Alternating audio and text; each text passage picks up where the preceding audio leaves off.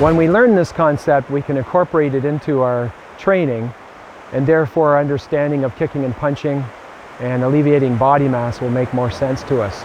So if we look at this distance here between two swordsmen, when the tips of the swords are touching and the back feet are placed, the distance between the opponent and myself, the distance between 2 feet are roughly about 12 feet distance. If we shrink in the distance a little bit, we go to the 6 foot distance, that's when the swords will be roughly crossed in the center. And this is just a rough idea to get a concept of how we're going to move and how we're going to perceive things.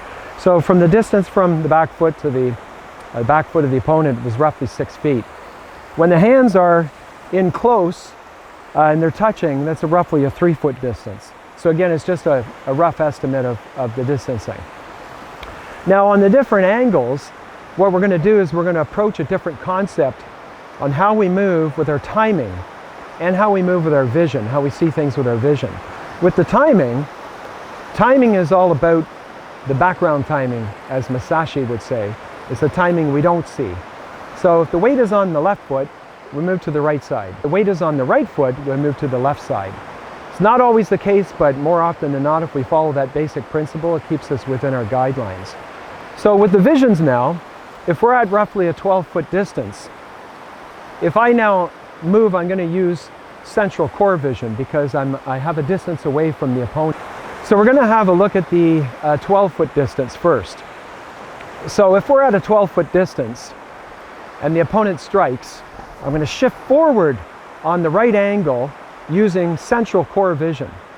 Now if the opponent turns to attack again and I come back on the angle, he is now going to be cut in half. So that's the theory. So what he's going to do is he's going to try to fill the void of chasing my center where he sees me, and I'm going to go back where I was last. So let's have a look at this now at the 6-foot distance.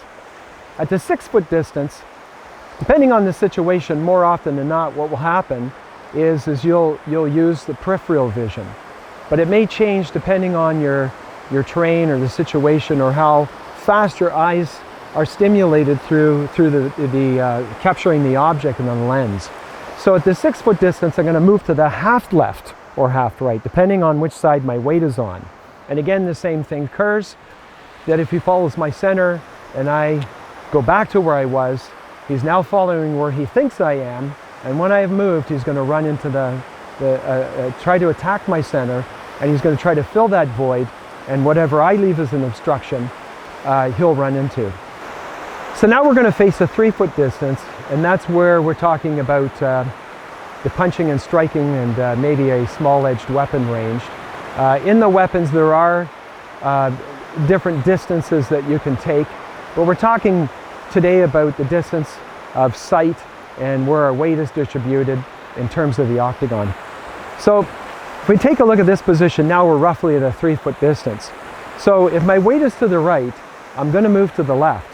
Because I'm at a 3-foot distance, I'm going to use peripheral vision, and I'm going to move back on the half left, as we discussed in the octagon video.